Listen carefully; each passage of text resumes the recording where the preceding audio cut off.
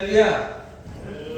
귀한 새벽을 깨우신 여러분을 주님 이름으로 축복합니다. 옆에 계신 분들과 다시 한번 이렇게 인사하겠습니다. 주님이 새 힘을 주십니다. 고백하겠습니다. 주님이 새 힘을 주십니다. 한 번 더 인사하실 때 이렇게 고백하죠.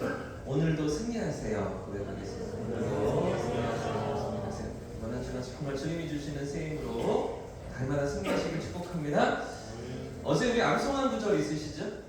기억나십니까? 어제 암송하신 구절? 시편 7편 10절 말씀인데 함께 해보실까요? 시작! 나의 방패는 마음이 정직한 자를 구원하시는 하나님께 있도다. 한 번 더 시작! 나의 방패는 마음이 정직한 자를 구원하시는 하나님께 있도다. 아멘. 아멘.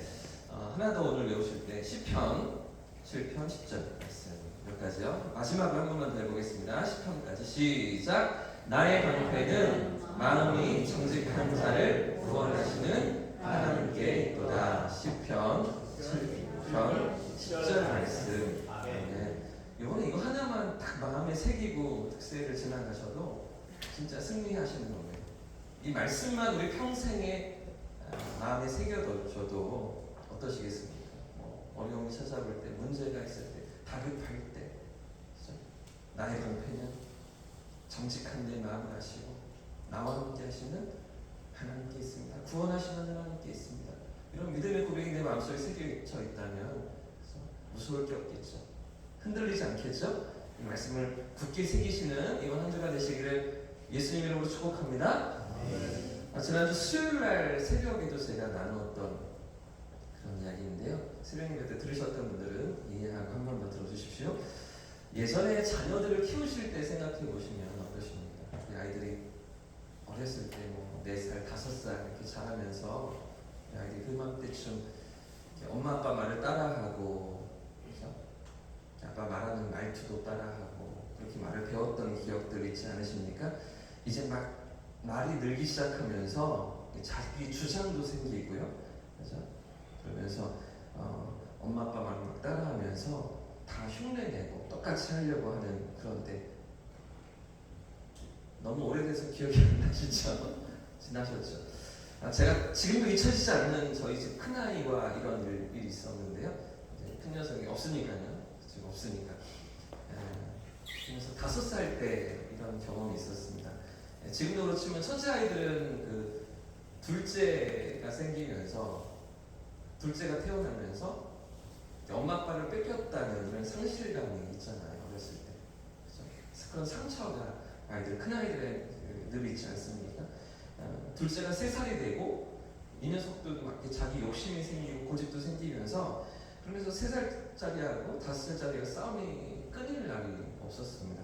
잘 타일러도 보고 이렇게 가르쳐도 보고 막 투닥투닥하고 꼬집기도 하고 싸우기도 하는 그런 5살짜리, 3살짜리 그런 경험들을 했었는데, 그런데 어느 날 제가 5살짜리와 같이 하루는 이렇게 병원을 다녀오던 날이었던 것 같습니다. 차에 이제 태워놓고 안전벨트를 하고 운전하면서 이제 단둘이서 저랑 이제 5살짜리 예본이랑 둘이서 다녀오는데 조심스럽게 제가 타이르면서 이렇게 가르쳤습니다.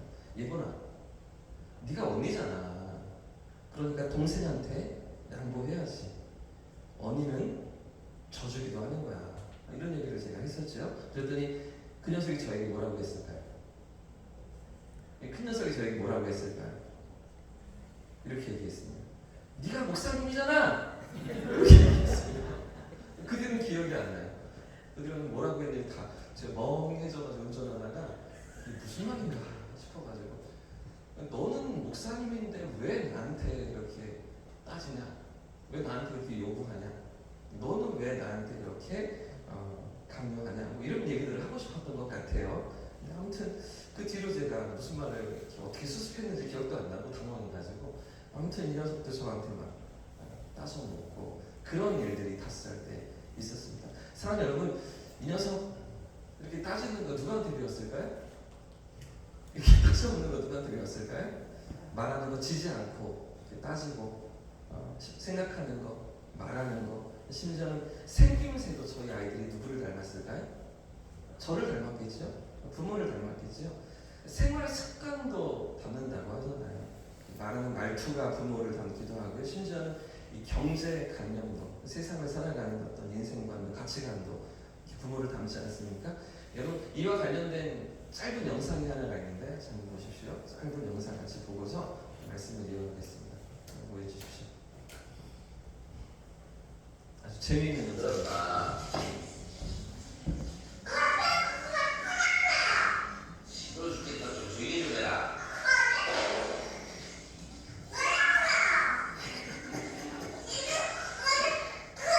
아, 시끄럽다. 시기살피라. 무슨 소리 지르니? 미안하다. 우리 수지는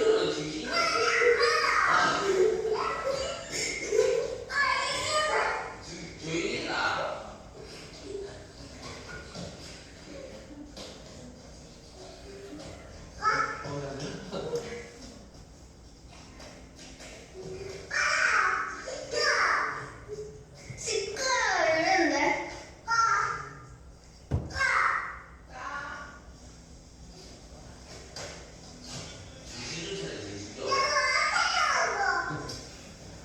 주시 좀 차려, 주시 좀. 주시 좀 차려. 아니, 시끄럽다. 좀 하지 마. 여기 거성문어.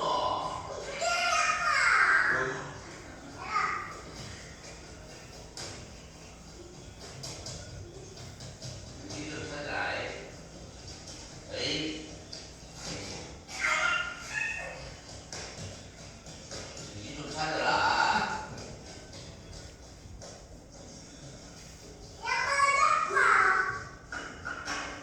여기까지 아시나요? 네, 여기까지입니다. 아마 그 몇 살 위에 누나가 찍은 것 같은데요. 그래서 흔들리는 것 같은데 이게 경남 사투리입니까? 경북 사투리입니까? 경남? 경북? 잘 모르시네요. 네, 아빠 말투가 경남이에요, 경북이에요? 경북이에요? 네, 경남이라고 하시는 분도 계시고 저도 이렇게 잘 아직은 헷갈려요. 근데 이제 들으시면 아신다면서요. 경남인지 경북인지 아신다면서요. 그분들은 아신다 하시는 분인데 저는 잘 모르겠습니다. 아무튼 이 얘기 따지는 거 누구한테 배웠습니까? 예, 시끄럽다. 억양 누구한테 배웠습니까? 아빠한테 배웠잖아요. 아빠가 이렇게 말하는 거 보고 배운 거죠. 아이들은 부모를 이렇게 따라가는 거죠. 근데 사랑하는 여러분, 사실 우리 자녀들이 부모를 닮아주는 건 고마운 일인 것 같아요. 난 아빠처럼 살지 않을 거야. 난 엄마처럼 되지 않을래. 이렇게 말하지 않는 건 진짜 고마운 일인 것 같아요. 그죠? 이렇게 엄마 아빠를 닮아가고 그래도 그렇게 살아보려고 하는 것들 참 고맙긴 하지만 그렇지만 우리 자녀들이 우리를 잘 닮아도 괜찮습니까? 우리 부모 된 우리를 그렇게 닮아줘도 괜찮습니까? 왜 웃으세요? 어떠세요? 우리처럼 닮아가도 괜찮은 것입니까? 우리의 삶이 사실은 불완전하잖아요. 부모이지만 우리도 실수가 많잖아요. 그렇기 때문에 우리가 가정에서 자녀들을 양육하면서 누구를 보여줘야 할까요? 누구를 나타내야 하는 것입니까? 하나님이시죠? 부족하고 연약한 실수가 많은 우리 부모들이 아니라 하나님의 성품을 보여주고 하나님의 사랑을 나타내야 하지 않겠습니까?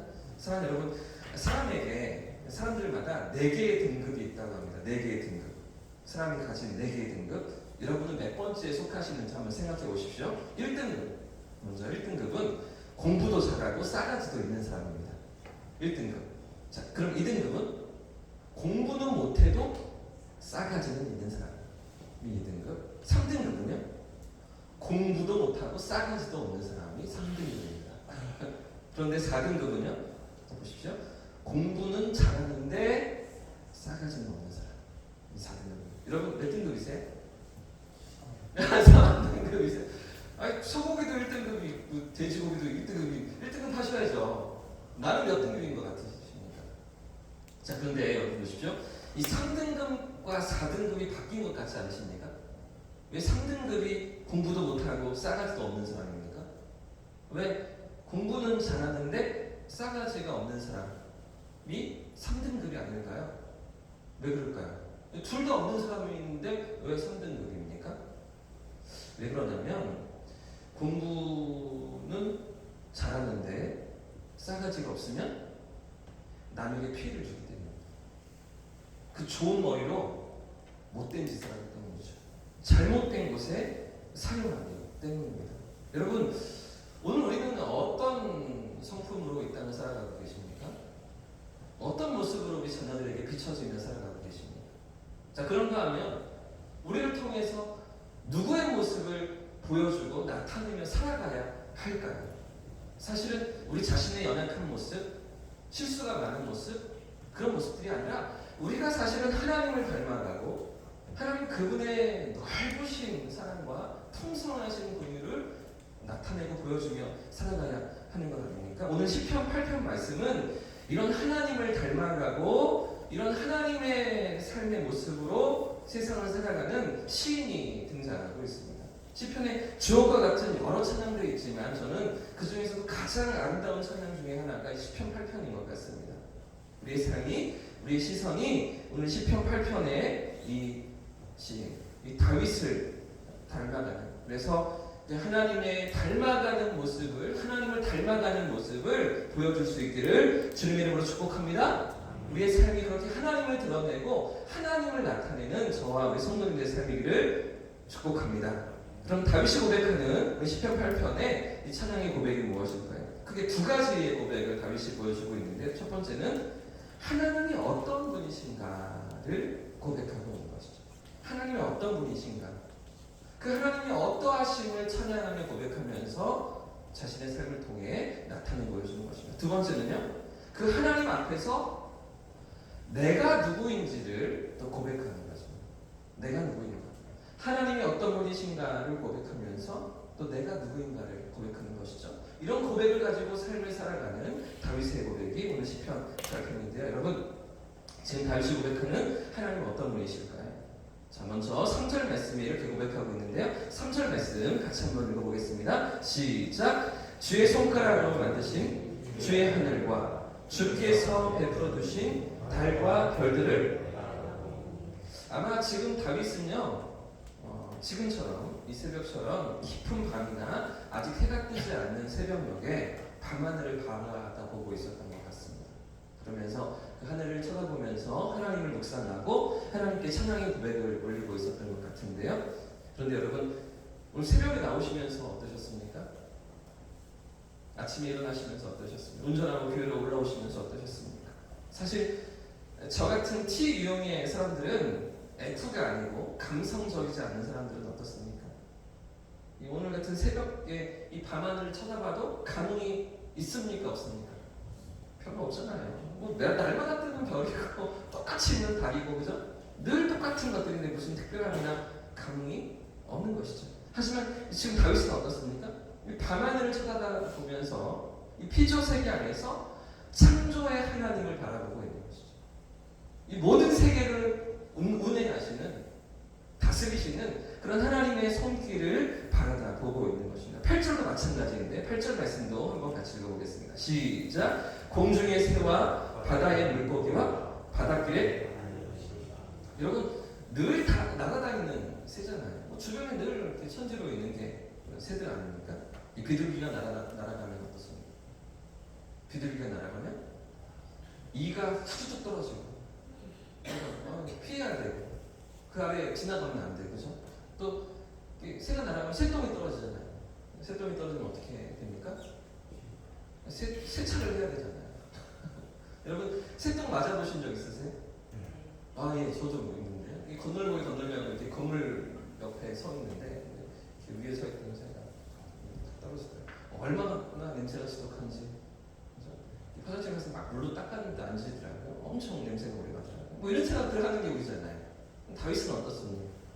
공중의 새와 바다의 물고기와 바닷길에 다니는 것들을 바라보면서 하나님을 묵상하고 있는 것이죠. 여러분, 바다 속에도 뭐 특별한 게 있습니까? 물고기.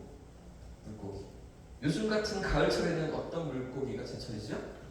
전어잖아요. 언제 전어를 먹으러 가지? 우리는 이런 생각들 뿐이잖아요. 근데 다윗은 어떻습니까?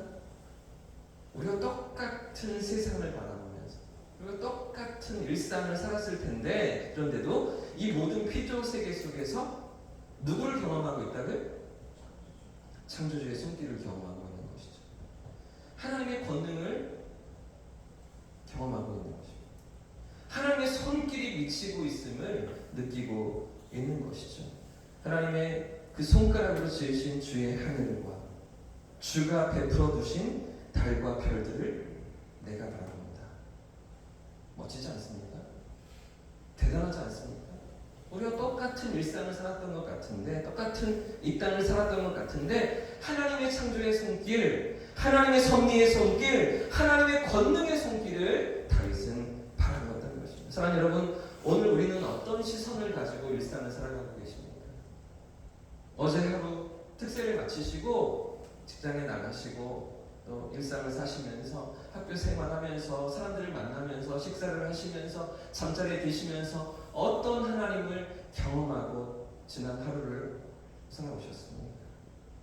늘 쳇바퀴 돌듯 반복되는 그런 일상과 현상 속에서 어떤 시선으로 세상을 바라보며 우리의 삶을 살아가고 계십니까? 창조의 하나님, 오늘도 가을을 여시는 하나님, 오늘 이 하루도 내 생명과 호흡을 연장시키시는 하나님, 그런 하나님을 경험할 수 있어야 하는 것이죠. 그런 하나님을 경험하면서 그런 하나님과 함께 살아가는 삶의 모습을 우리 자녀들에게 보여줘야 하지 않겠습니까? 그런 하나님을 알아가고 그런 하나님을 닮아가는 모습을 우리의 삶의 현장에서 우리 자녀들에게 드러내 주어야 하지 않겠습니까? 그런 삶의 모습이 우리 이웃들에게, 우리와 함께 살아가는 직장 동료들에게 드러내주고 나타내 보여줄 때, 그럴 때 이 전단지도, 우리가 나누는 복음도, 이 복음 안에 함께 들어가자고 이야기하는 권면도 힘이 있지 않겠습니까? 설득력이 있지 않겠습니까? 내가 먼저 하나님을 알아가야 하는 것이죠. 내가 먼저 그 하나님을 경험하고 내가 먼저 그 하나님을 만나고 있어야 하는 것이죠. 이 가을 그 하나님을 깊이 누리시는 우리 성도님들 되시기를 축복합니다. 그 하나님을 날마다 깊이 알아가는 하루하루가 되시기를 축복합니다. 내 삶의 일상 속에서 오늘도 나와 함께 하시는 하나님,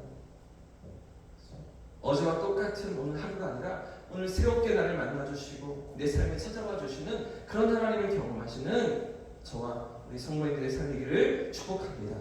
이것을 영적 시선이라고 말하는 거죠. 믿음의 눈이라고 말하는 것입니다. 나의 본패는 정직한 자를 구원하시는 하나님께 믿음의 눈을 들고서 그 하나님 앞에서 오늘을 살아가는 겁니다.